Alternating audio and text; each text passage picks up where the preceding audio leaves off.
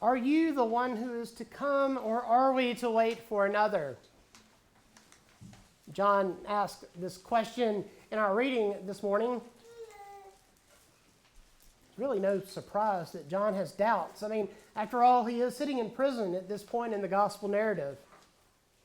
And if John, the last great prophet, is beginning to doubt who Jesus is, even as one of his contemporaries, then what does that mean for us and our own confidence as we read these stories some 2,000 years later?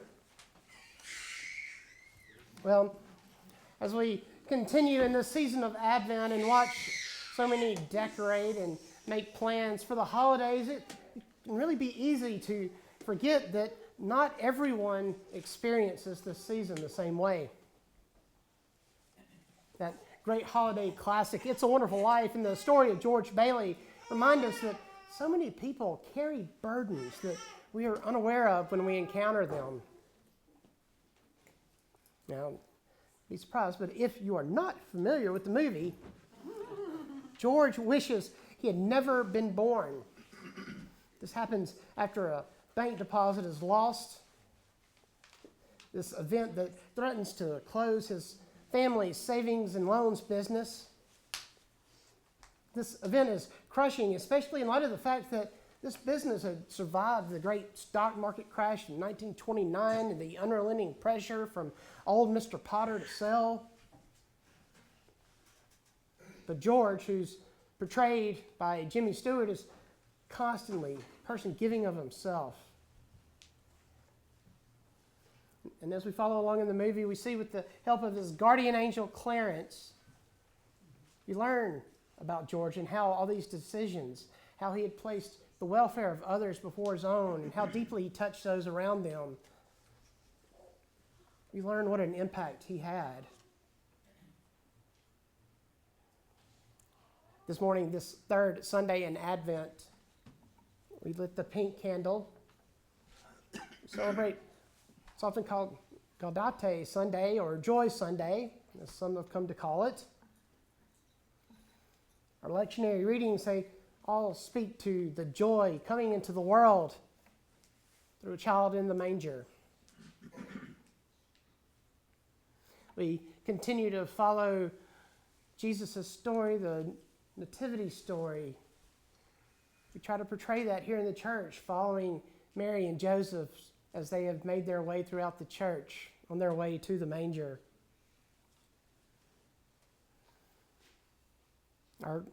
These moments of joy that we celebrate and we recognize today, these moments that break into our preparation and penitence during this Advent season, are all welcome reminders that even in somber seasons, Christians can find joy. Our gospel reading, as I mentioned earlier, begins with John in prison, questioning whether Jesus truly is the one to come, the Messiah. It's not hard to understand why he might doubt. While John is sitting in prison in what must have felt like purgatory, while Jesus, the very God incarnate, is out there teaching and healing and transforming lives, John must have wondered, why hasn't he freed me from prison already? So he sends some of his disciples to Jesus to ask, hey, what's going on? Think of John's very human reaction to doubt. It worries us, then we should try not to let it. I think we often hear this word doubt. Might assume it's a character flaw. However, Brian McLaren, in his book, Faith After Doubt, explains that faith, doubt, they work together. That without doubt, he writes, we cannot stretch our faith. Without doubt, we cannot grow from one stage of faith to another. That the questions born from our doubts help us to engage our faith, to engage God in ways that allow our relationship with God to deepen as those unique beings created in God's image that we are. John's doubt allows him to question. It's through this questioning that he will experience transformation. We hear Jesus reply to John's disciples, "Go and tell John what you hear and see." The blind receive their sight, the lame walk. The lepers are cleansed, the deaf hear, the dead are raised, and the poor have good news brought to them. And blessed is anyone who takes no offense at me. Again, Jesus is overturning everyone's expectations. He's not a military leader who will restore Israel to the glory of David's kingdom. He will not be dressed in fine robes or living in palaces. As Jesus speaks to the crowd about John, he confirms that message that they are both proclaiming. Salvation is not only about what happens when we die, but it's a feast that is available to us today. If we look closely, if we pay attention to where God is already showing up, we can be reassured of his coming again. Like in the baptism that we're celebrating today. So where else do we see these glimpses of God that move us to proclaim his presence out loud? I think it's also in those whom we serve. It's in those we see in need and help. It's in the lonely who we sit with. It's in the hungry we feed. It's in the sick that we help care for. It is in the imprisoned we visit. By proclaiming that the blind see, the lame walk, the lepers are cleansed, the deaf hear, the dead are raised, and the poor receive good news, Jesus is announcing transformation. He's announcing this transformation that is happening in the world. This transformation that is forming a new community. There's a common thread that runs through our gospel reading this morning, and It's a Wonderful Life.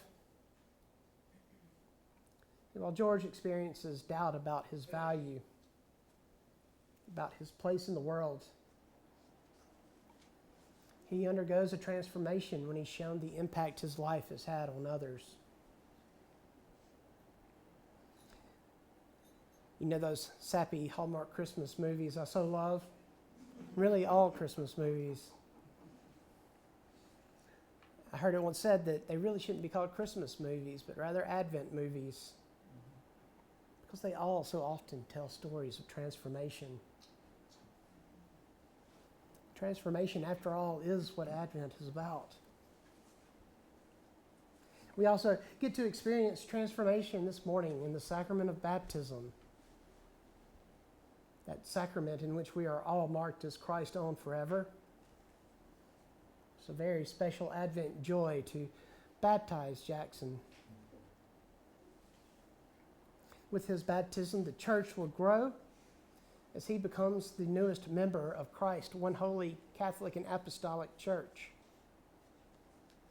And what a joy it is for all of us gathered here this morning to celebrate in that.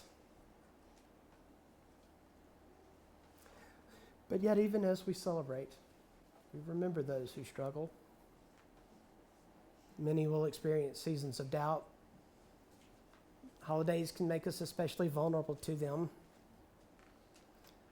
Rather than letting that doubt burden us, we can choose to embrace it. If we embrace that doubt, it will help us grow. That doubt is so crucial to our growth.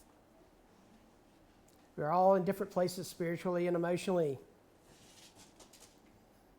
Experience grief, loneliness, anxiety, or despair. Quite often, many of us are experiencing several of these at once, and they're normal. But John shows us the way to transformation this morning by questioning what he believes about the one for whom he was preparing the way. As we continue continue our journey through this Advent season, let us embrace those doubts so that we can all experience our own transformation. Advent blessings, friends. Amen. Amen.